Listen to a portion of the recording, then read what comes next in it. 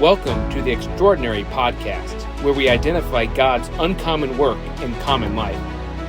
Recognizing God's work requires intentionality, but articulating it motivates and inspires. Don't forget to subscribe to never miss an episode. In today's episode, I have a conversation with Peggy Griffin, where she shares about her life's passions and how Jesus has used those passions to serve others and change her life. So let's get into the conversation with Peggy. Peggy, thank you for being here and taking time for our podcast and sharing a little bit about your story. So thank you for being here today. You're welcome. As we begin, can you share a little bit about your life growing up, siblings, church background, demographic? What was life like for you? Life was good. I grew up with a half-brother who's 7 years older than me, a brother that's 2 years older, and a brother that's 2 years younger. And we basically went to church every Sunday, give or take, because we grew up camping and boating, and so on the weekends we weren't home a lot of the times in the summer. But otherwise, I remember going to church, went through confirmation, and just the basics, I guess you would say. I grew up Lutheran, which I have found that they say is now the next thing to being a Catholic. I was like, what? But it's things that you learn as you get older and you grow, and I can see the comparisons. So it was very interesting. So where did you go camping? What type of stuff did you do? We boated and camped. Basically, I grew up at Lake Odessa, up by Wapello, because I lived in Fairfield. That's where I was. I was born in Greenfield, Iowa, which is west of Winterset. And then we moved to Fairfield, and when I was in kindergarten, we moved to Muscatine. So still close to Lake Odessa. And of course, then we did a lot of boating on the river. But basically, we did boating, and that's when I learned to ski. Because after we got done with that, we got rid of the boat, and then we just camped. But that's what our family did as a family thing all through the summer. Did you do any fishing? Very little. I did. Growing up, we had a pond not too far from our house when we moved back to Fairfield, and so I got to do more fishing, but typically that wasn't something that my father did, so no. I asked that because I know several who are more into water sports and several who are more into fishing, and those worlds don't overlap Not a lot. too much, so which is really, really interesting. But anyway, so thank you for sharing about that. Now, the last few years, during the winter months, you have gone south and to the Florida, Alabama area. And can you share a little bit about what you enjoy about that? But also, I'm sure there are some difficulties or things that you miss about home life about that. Sure, yes. We go to Gulf Shores, Alabama. Next year we get to go 2 months, so for January and February. And the biggest thing that I enjoy is the simplicity of being there, because you don't have all of the things you have at home. Whatever's there is what you have. Also, the beach. We're about a block from the beach, and just to go over there, I just like to listen to the water. Sometimes it's fun to watch the people, but basically walk on the beach or just sit there and just enjoy God's creation. That's my biggest thing that I love. And I also miss my kids and my grandkids and the people. The church family. I think those are the biggest things that would be the con, I guess, of all of that. And you and Chuck host several visitors down there as well, and so you get to spread the joy that you're experiencing there.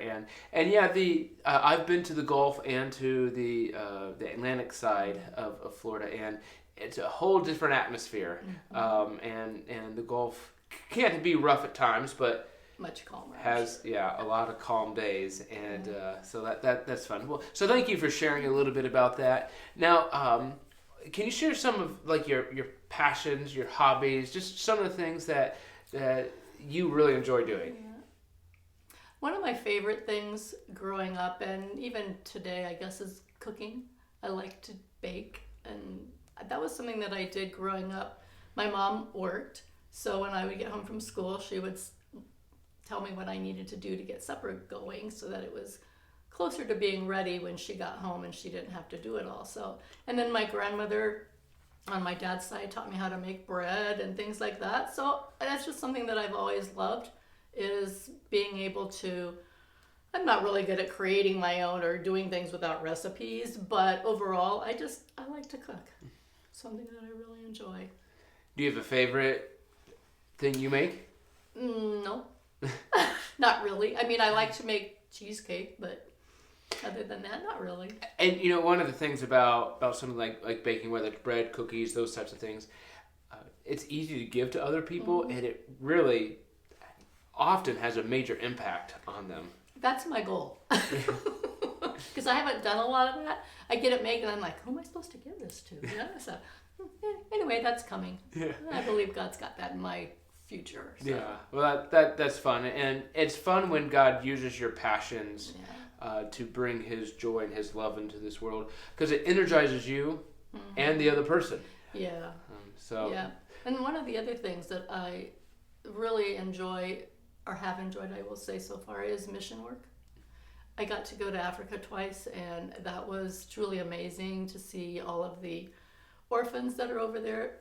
The joy that they have when they have really nothing is amazing. So I really enjoyed that, and so I have enjoyed going on the mission trips with the church here. So can we unpack that for a little bit? You went to Africa, so you work with orphans. What exactly were you doing? So I was there in 2006 and 2008. The first time I went to Zambia, and that is a Christian country, but it certainly opens your eyes. We were there to visit the orphans and take over glyconutrients to them, which was I was working for a company at that time, and they had an outreach which was called Manna Relief, and that's who I went to Africa with. And we would take huge suitcases. Back then you could take 70 pounds in each suitcase, and we would pack one with glyconutrients supplements and one with our clothes, and a lot of the clothes that we took then we actually left. And so we would just visit the orphanages, and we had a pretty packed schedule, but it was just amazing to see those children and just to love on them. And I remember this one little boy, he was probably 3, and was back then they said that the lifespan of a male then was 35 years. And he just was full-blown AIDS. And so we gave him some of our supplements, and within 20 minutes, he was up and running with the other kids. So, I mean, little things like that stick with you that are just amazing. And so I know that those products help, but the bad part about that was that the older children, when we would get to an orphanage that had older teenagers, they would kind of shy away from the people that would come in because they knew that we would never be back. Yeah. So that was the hard part. Yeah, it's so many layers that can break your heart in those types of situations. And a 3-year-old with AIDS, I think I've heard before that a child who has plenty of food and no diseases doesn't even know what worry is, right? I mean, a 3-year-old, that's exactly. And thinking of some of the struggles we have in our country compared to a situation like that, kind of gives you perspective, to say the least. So you went twice, and second time was really interesting because we got to go to Swaziland, which was still ruled by a king, and there was also a place I can't remember the name of it, I'm not sure which trip it was, but we stopped at one place where you could actually, it was just demonic.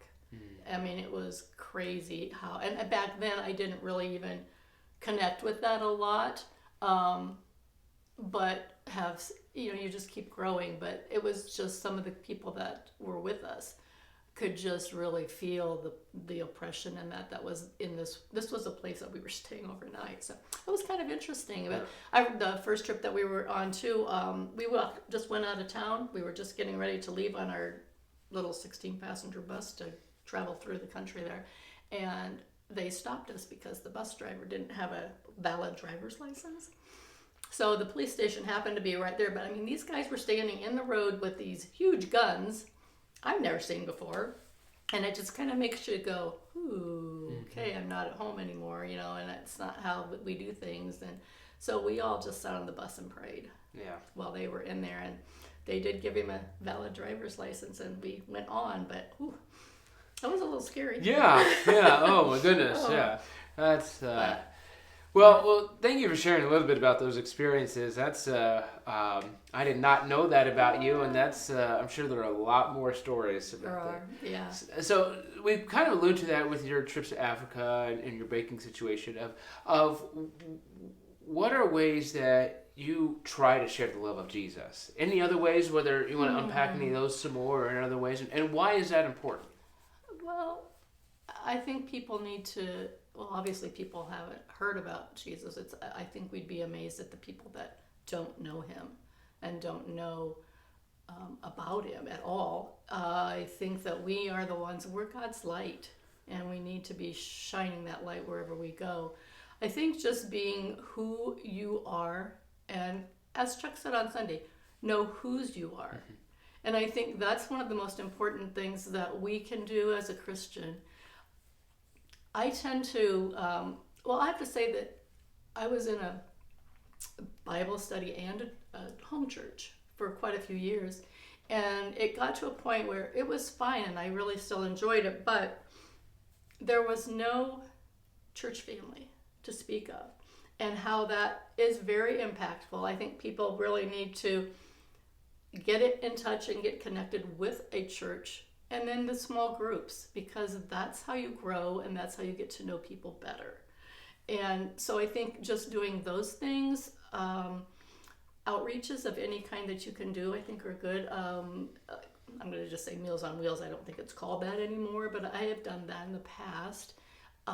Just visiting people in the nursing home. I used to do jail ministry and those kinds of things. Right now, I'm not doing a lot of those. I'm kind of asking the Lord, where do you want me? What am I supposed to be doing now? So in that respect, it's just seeing, and just like you said, with the food, that's my passion to cook, and that is like, who can I take that to? Who can I bless today? And I think that's a lot of it. I got this beautiful plant in the on my front porch yesterday for May Day. I'm not sure who it's from, but it was really special. Just little things like that. I don't think it takes a lot to show God's love and who Jesus is.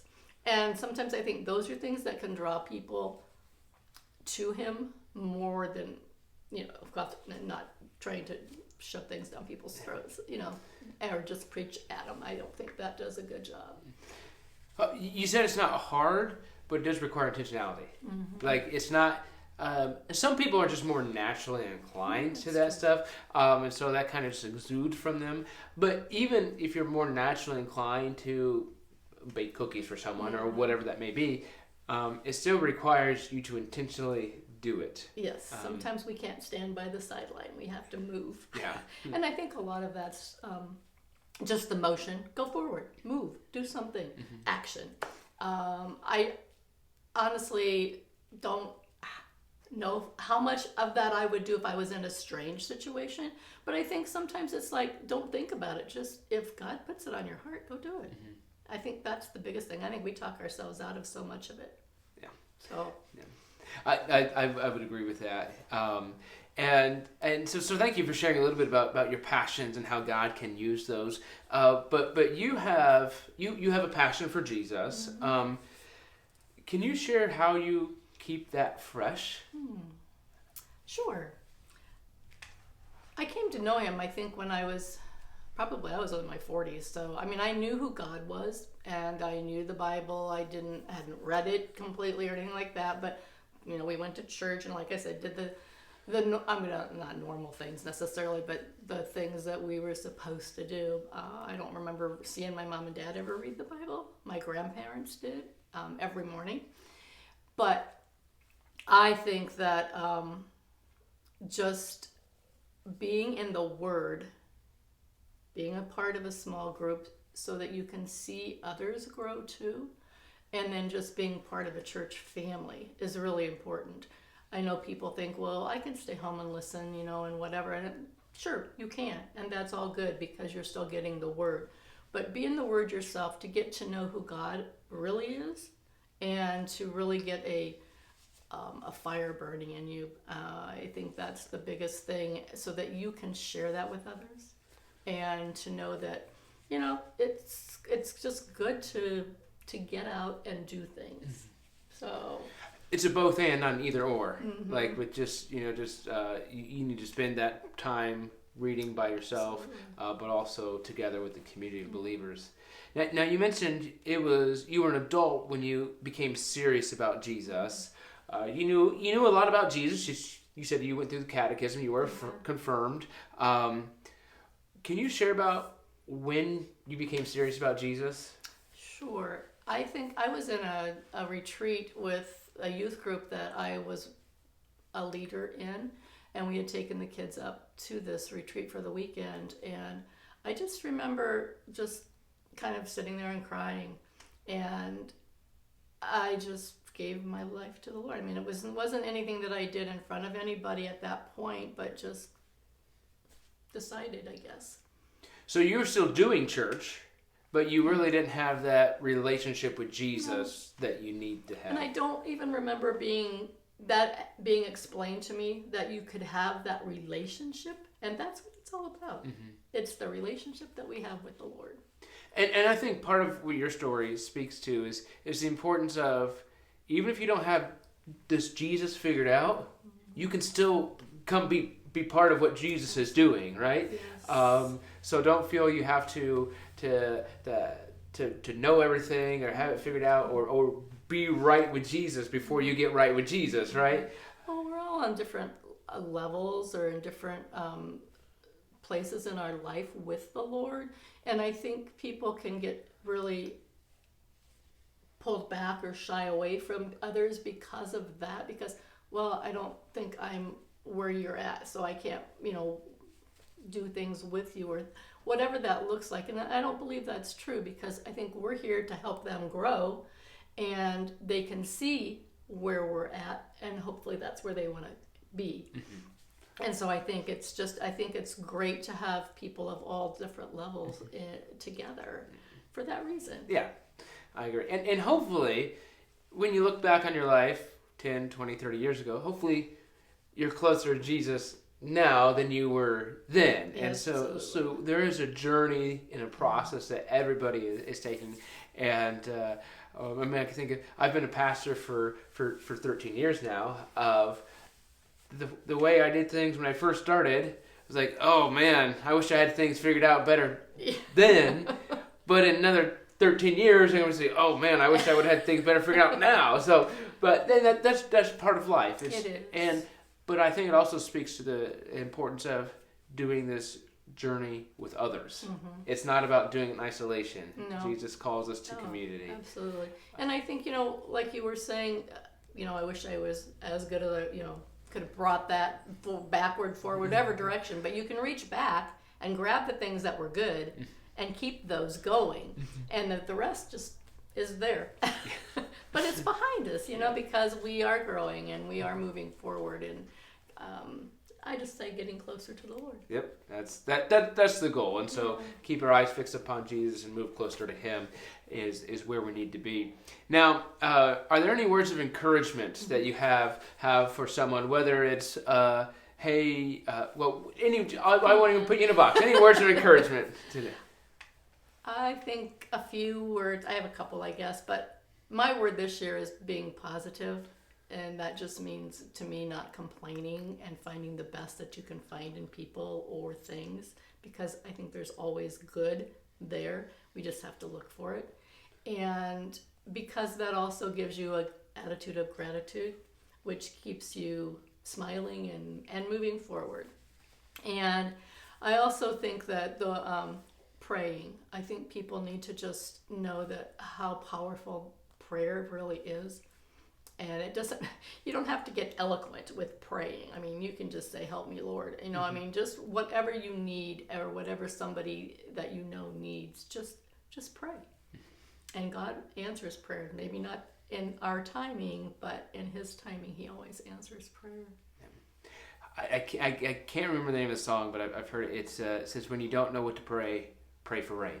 and obviously not necessarily physical rain, but just the blessing of God.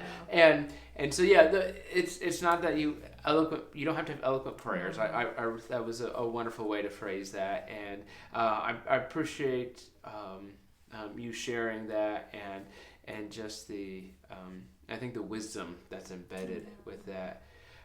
Now, I like to end with an extremely open-ended question, and I never give anybody a heads up on this, I guess.